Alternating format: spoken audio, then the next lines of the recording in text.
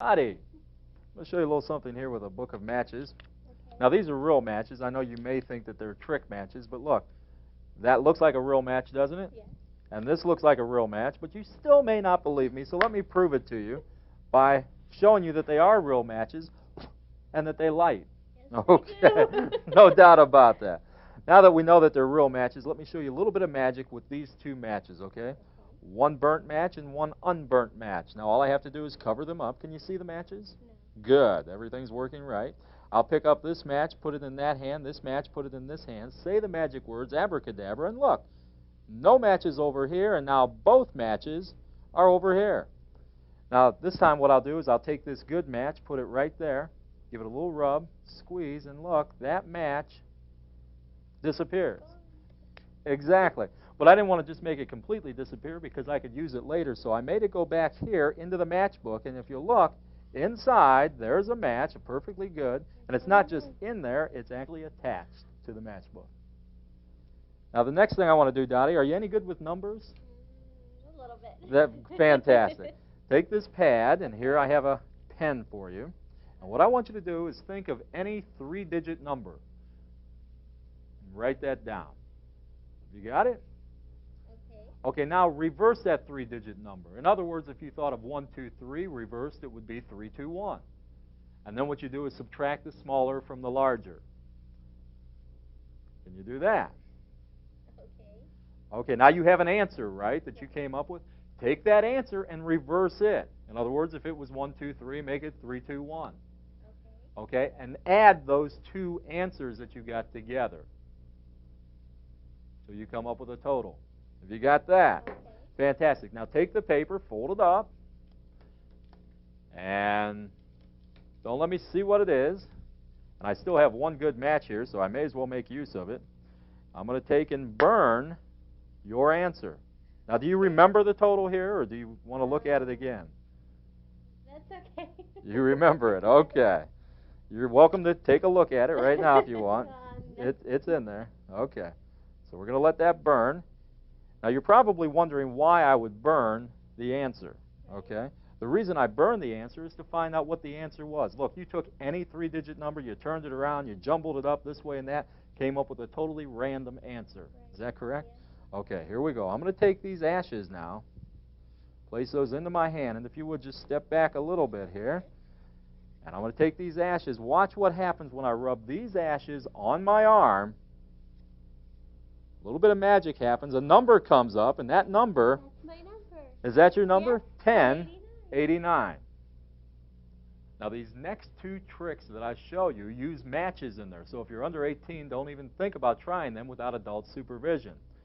The first one we did is where we took a book of matches and we made a match vanish and it appeared back in there. Now, the way I did this was by opening the book of matches, and you can do this anytime with any book.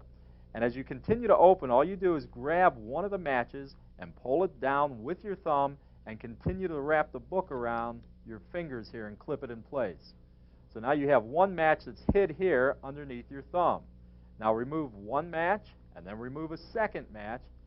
As you talk about these are normal matches, and now take and light the second match. Remember, if you're under 18, don't try this without adult supervision. And then ignite the entire book. Blow that out, and now all you have to do is close this book of matches, and as you do, just let this match fall back into the book, close it up, and set it aside. Don't draw any attention to this. The only reason you supposedly did it was to show them that they're ordinary matches. Now we do a little bit of magic with these two, and they think that's why you're doing this trick. Place the two matches onto the table. Place one hand palm up, another hand palm up, covering the matches, and now turn one palm down, pick the match up between the index finger and thumb, apparently put it in this hand, but really just let it fall, and you can finger clip it as you pretend to put it in that hand. Now pick up the other match, put it over here. They think there's a match in each hand. Say the magic words, open your hand, show no match over here, and that both matches are now in this hand. Now what we're going to do is vanish the good match. And the way we do that is by simply putting the fingers on top and drawing back to the edge of the table. As we draw back to the edge of the table, we'll simply let that match fall into our lap. But we'll continue as though we picked the match up.